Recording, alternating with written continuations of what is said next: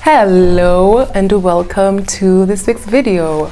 My name is Glomie and today I'm going to be showing you everything that I crocheted in 2023 and also the things that I didn't finish making. So yeah, this is some of them. Others I sold and others I probably unraveled and made something else. So yeah, I'm really excited to go through all of this, also just to see the things I've also made again and the progress through everything, and also as a way of inspiration for me and whoever watches this, you know. Yeah, so this is everything I have. Let me just show you the size of the box. They're not that many, it's just that some are sweaters so it feels kind of big. So we're just going to go through everything in no particular order, honestly, as I give my thoughts and I know just why I made it and things like that. So yeah, let's just get started. Okay, so first we have this sweater.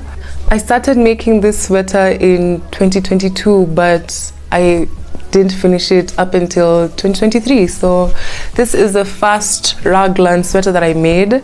I liked the method of making the sweater, however I need to figure out how to decrease properly because I found that this part here was quite big and yeah, I don't know what happened, so I need to figure that out. So next we have this bandeau top. I made it using slip stitches, and I feel like what drew me to using slip stitches is when you use it in the back loop only, it has this kind of neat look and it's also kind of stretchy. So it was quite a tedious task to make it. However, the final product, I love it. I've gotten so much wear out of this and I'm thinking of making it also in different colors. And yeah, I don't know, this piece has made me quite excited because of how much I like it. Next, we have another favorite kind of piece, although I've only been able to get one wear out of it so far because I made it, I think, in December, if I'm not wrong.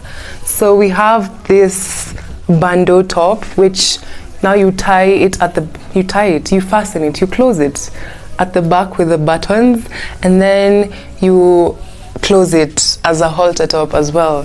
And I had a lot of scrap yarn, okay, not a lot, I had some scrap yarn left and I just started working on something and I really love how it turned out. It has different stitches all through. I don't remember what I was doing. I think I was alternating between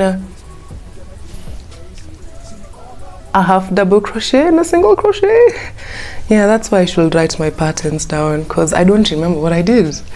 But look how pretty it is. Like, it has this kind of pattern. I don't know if you can see it. But yeah, we have this top. Next we have these two beanies. So for this one I double stranded so that I could get like a chunky kind of effect and I liked it. For this one I made it a bit too short, so I just kept it for myself, and then this one is a nice and chunky and cozy beanie. And I really like how they turned out, especially also how the colors mixed in together and have that like speckled look. So yeah. Also, I made a bunch of other beanies. I think people like beanies, so that was what most people would actually want to buy. So I sold a few of them. I'll insert pictures over here if I remember. And yeah, so next I have a number of bucket hats. So with the bucket hats, I was just doing a lot of, can I say, experimentation, just crocheting with different materials, with different stitches to see how they turn out and also what needs to be modified in case I need to modify anything. But yeah, so I have those bucket hats. A few of them I want to undo and make something else because they didn't sell and I don't want the yarn to go to waste. So stay tuned for some reworked projects from these bucket hats. So next we have these scarves.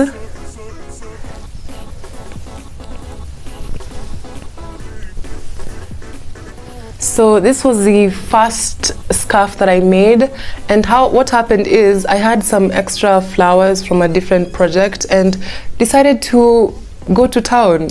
Literally, I joined these two together. I just started going up until I was like, oh, okay, I can make a scarf with this. And then this is what we ended up with, and I love it so much. It's just, I love the textures because I'm that type of I'm that type of person who likes to feel the textures of clothes, and this one's quite nice.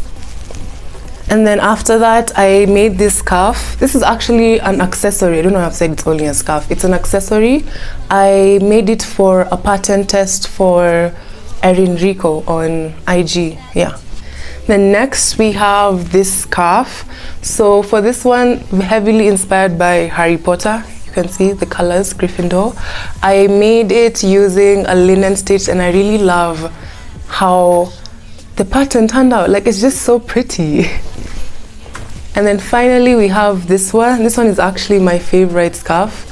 I followed a pattern, but I modified it a bit because I didn't like the stitches that were being used, or rather I found it way too difficult to do for this whole scarf. So I made it easier, and I loved it in the end.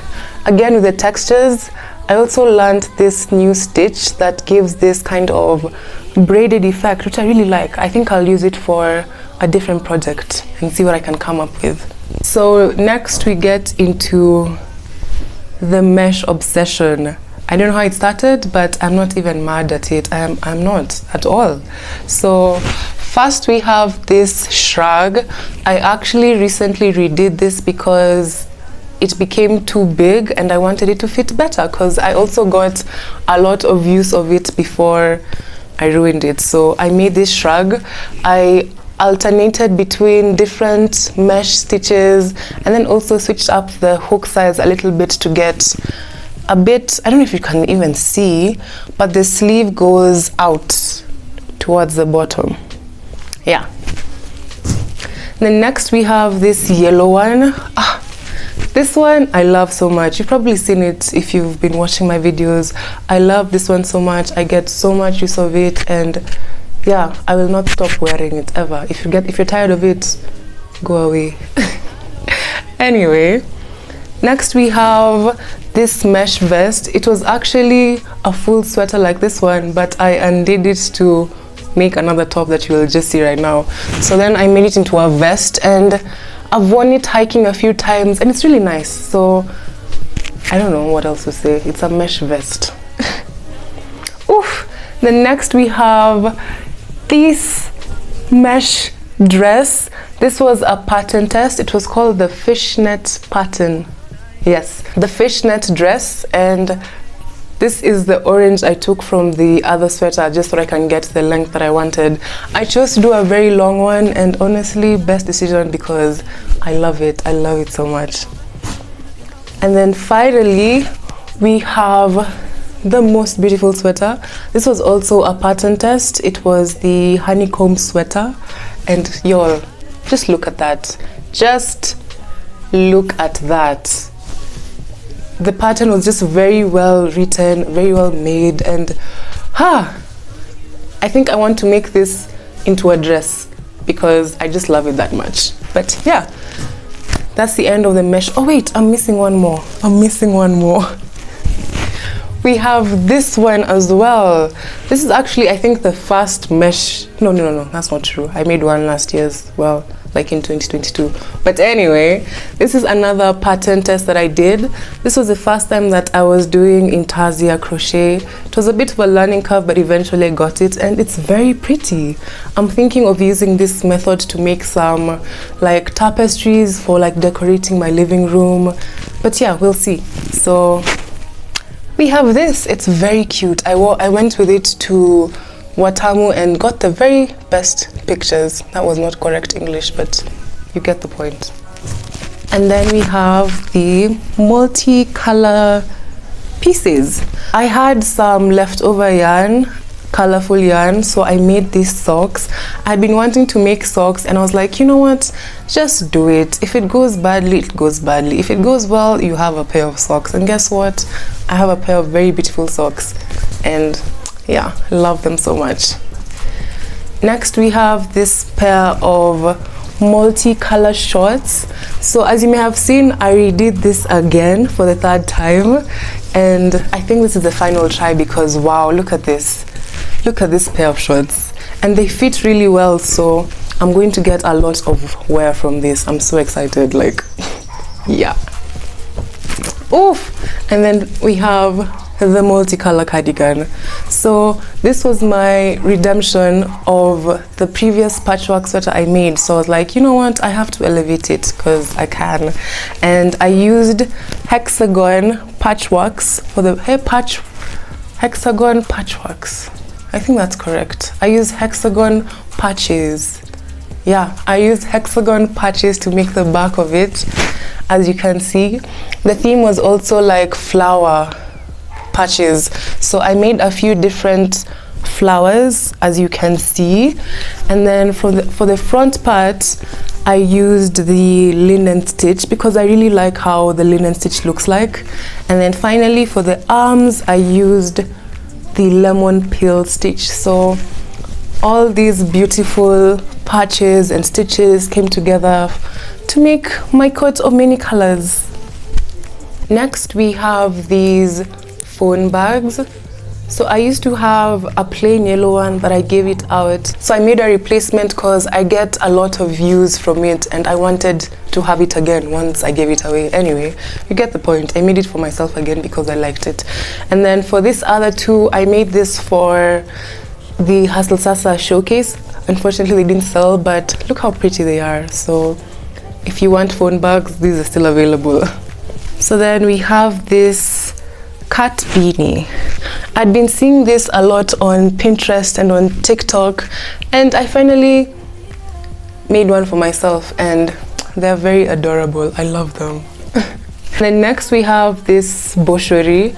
I actually made this one because I got an order for boucheries and I just found them so cute that I made myself one. And yeah, everyone needs a boucherie.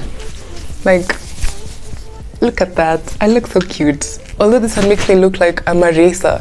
Remember like no, not a racer, like the pilot from Kids Next Door. He had a hat like this. But anyway, then next we have these two tops. This is a bikini top. I made it because my bikini top did not fit properly, so I made myself one. Itty bitty titties, I know you get it. And then for this one, I made because I wanted a top to wear underneath something, like just a small top, and I didn't have any, and I didn't have time to look for one, but I had time to make myself one, so I made this one. And surprisingly, I get so much wear from this. Like, I didn't expect to be wearing it out that often. So then we have these mesh bags. It was my first time working with t-shirt yarn, and honestly, I don't know how y'all do it. It's so hard. I felt like it was such a strain compared to just working with normal yarn, because it's kind of, can I say drier? Drier and thicker, so it requires just a bit more of a nudge for it to go through the hook. But in the end, I really love how sturdy the material is. Like, if I was to put something here, it wouldn't completely stretch. So I really love how this turned out. Yeah. Oh, I also have a grey one. Lol, I forgot. I was like, I know I had 4 of them. Where's the other one? So I also have it in grey. And finally, I made this like small pieces also. So these are flower bookmarks. I made them because I'm trying to channel my book reader era. So I made these very adorable flower bookmarks. I don't know, whenever I make cute things, I just love to stare at them so that they can give me some serotonin, you know, that dopamine boost. I need it. I want it. And then we have these lip balm holders or lighter holders. I feel like they're quite convenient because they can just hang on your neck. You don't even have to think too much about them. And then finally we have these coaster sets. They are flower coaster sets, and they're just adorable, and they're also a functional piece, which is quite a plus. Next we have a carpet. I made this carpet when I moved in, like around February, because I just wanted a carpet, and I'm currently sitting on it, but I will show you how it looks like. I think that is everything that I made, that I have with me, that is finished. I have 3 pieces that I haven't finished, but I also want to show you just so that I can also keep myself accountable. The first one, we have this blanket. I'm sure if you've seen my previous videos, you've seen it around, and I've just come to accept that it will be finished when it's finished. I don't even want to put a timeline. I don't want to put a deadline. I'm just going to crochet it until I'm like, ah, okay, you're done, cool. Literally, that's it. And then we have this scarf. So I started making it using Tunisian crochet, and I quickly realized how slow this process is, and I got bored, so I just put it away, and I haven't continued it in a while, so maybe one day. And then finally we have my first knit project. So what I didn't know about knitting is that it takes a while, so I chose very small hooks and very small yarn, so you can imagine how long it took me just to make this much. Like, it even reached a point where I saw that I started messing up because I wasn't having it. I was just trying to get it done and get it finished, so I just told myself, just stop. You know, no one's chasing you, just stop. And I stopped and never picked them up. So maybe one day I'll get back into them, but until then, it shall remain my first ever knit piece. And also, why did I choose such a complicated method? Because, okay, it's not complicated, it's just not beginner. Yeah. So this is the double knit method, whereby like you're using 2 different pieces of yarn so that you can crochet at crochet, so that you can knit in the front a different color and in the back a different color. So yeah, hopefully we'll finish it, but until I decide to, it shall remain in a bag. So that is pretty much it for everything that I have made and have with me and that I remember. So yeah, I hope you enjoyed this video. I hope you got some inspiration, and yeah, maybe you can pick up crocheting. It's a labor of love, but it's a fun process. I'm just saying. But anyway, before I ramble on too much, thank you so much for watching, and I will see you when I make another video.